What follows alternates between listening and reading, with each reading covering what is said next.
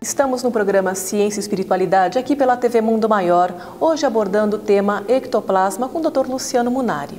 Bom, Dr. Luciano, no bloco anterior nós estávamos falando sobre algumas predisposições que as pessoas têm no acúmulo de ectoplasma. Isso nas famosas também rinite, sinusite, todas as ites que o nosso corpo consegue absorver. Mas isso é um acúmulo do ectoplasma, certo? Sim, correto, Giovana. Certo. Então, como que a pessoa pode fazer para diminuir esse acúmulo? Bem, Giovana, você citou bem importante a questão assim, das ites, que seriam os processos inflamatórios, né? Agora, nem toda manifestação do ectoplasma gera uma ite, né? Por exemplo, uma rinite, uma tendência para uma rinite, ou uma sinusite, né? Ou laringite. Mas o que a gente observa é o seguinte: existem alguns cuidados básicos que são cuidados, primeiro, vamos dizer assim, cuidados da parte espiritual, né? As pessoas que têm esse tipo de sintomatologia, elas se sentem muito aliviadas, mesmo sem saber o que está causando, quando frequentam uma casa espiritualista, no caso o centro espírita. O trabalho espírita ajuda muito, né? Exatamente. Tanto que a gente observa que existem os chamados bocejadores de centro espírita, né?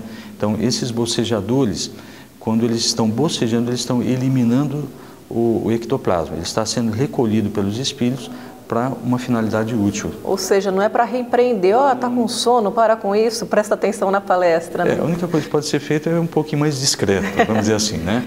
Mas é interessante colocar, porque sim. As pessoas começam a bocejar, algumas pessoas sentem vergonha, mas no fato isso é um trabalho da espiritualidade para recolher esse ectoplasma. Exatamente. Tanto é que quando termina a sessão, termina o encontro espírita, o que acontece? O bocejamento, a pessoa não sente mais aquele desejo de bocejar, né?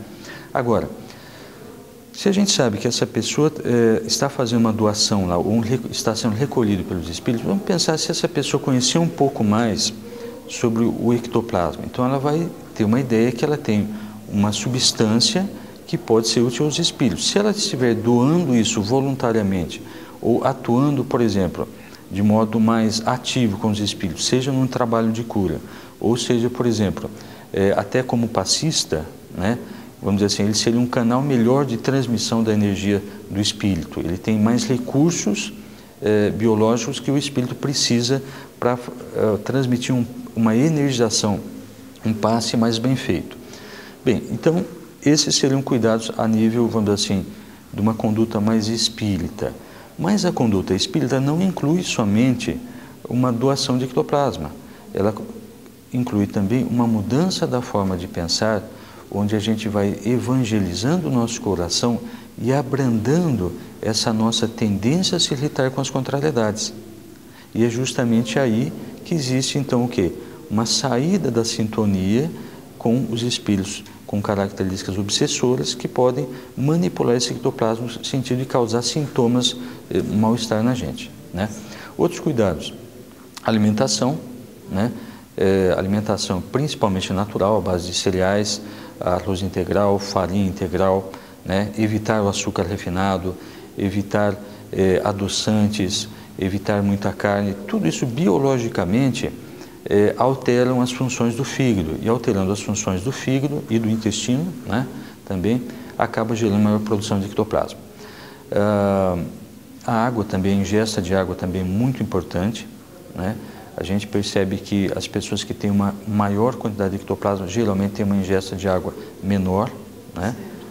Então são pesos que a gente tem que ir somando. Mas basicamente o aprendizado em mudar o coração e fazer uma doação de ectoplasma em centro.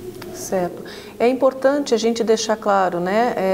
O certo é doar em centros espíritas, não em qualquer lugar, porque do mesmo jeito que existe a espiritualidade boa, existe aquela que pode utilizar esse ectoplasma para coisas não tão boas assim? Sim, exatamente. Vamos dizer que o centro é um local mais protegido, né? Eu tinha falado logo no início que o ectoplasma às vezes poderia causar desconforto, inclusive para as pessoas que estão ao redor, né?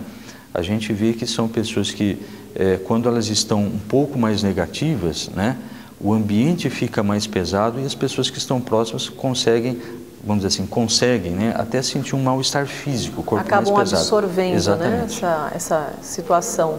Exatamente. Assim como as pessoas que têm ectoplasma também absorvem mais fácil. Certo. Bom, doutor Luciano, o senhor escreveu um livro, né? O senhor pode falar rapidamente sobre o seu livro?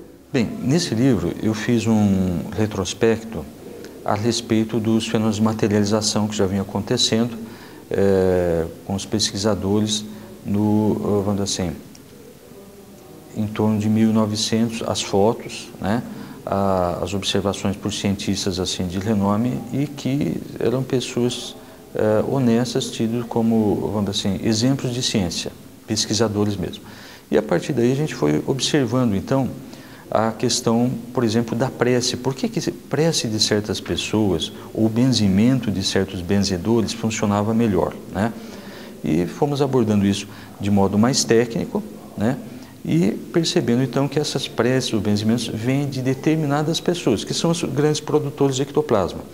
E fui encaixando também as observações que foram feitas durante a vida acadêmica, né? De estudante de medicina, residência médica e profissional. Tá certo. Bom, doutor Luciano, super obrigada pela sua entrevista. O nosso tempo acabou, mas a gente conta com o senhor em uma próxima oportunidade. O Dr. Adolfo Bezerra de Menezes, quando estava encarnado, escreveu um livro chamado A Loucura sob o Novo Prisma. Lá ele já chamava a atenção dos aspectos da saúde mental relacionados à mediunidade.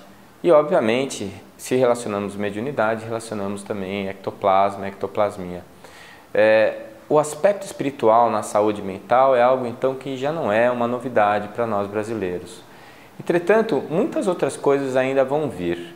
A fibromialgia, tumores, cistos, doenças reumáticas, alguns aspectos de dores inespecíficas, dores abdominais, cefaleias, sem causa aparente.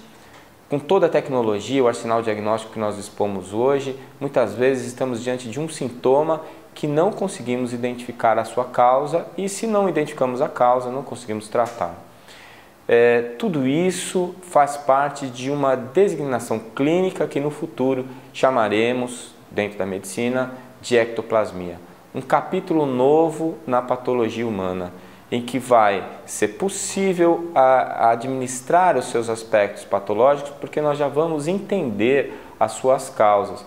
E como o Dr. Luciano chamou a atenção, já numa primeira observação, que tem uma relação importante com aspectos morais, aspectos espirituais, com aspectos alimentares, diversos itens que já são conhecidos hoje, né, dentro da saúde humana, a importância de atividade física, a importância de uma boa alimentação e de uma série de fatores que geram saúde, mas que vão estar ligados também aos aspectos de doação ou recepção de ectoplasma. Essa medicina do futuro nós já encontramos nos centros espíritas. As pessoas que vão se direcionam ao centro espírita para serem tratadas com passes ou para darem passe, elas já observam e experimentam uma melhora significativa desses sintomas que são apontados pelo Dr. Luciano. Eu espero que vocês tenham gostado do nosso Ciência e Espiritualidade de hoje e vamos nos encontrar no próximo programa. Até lá!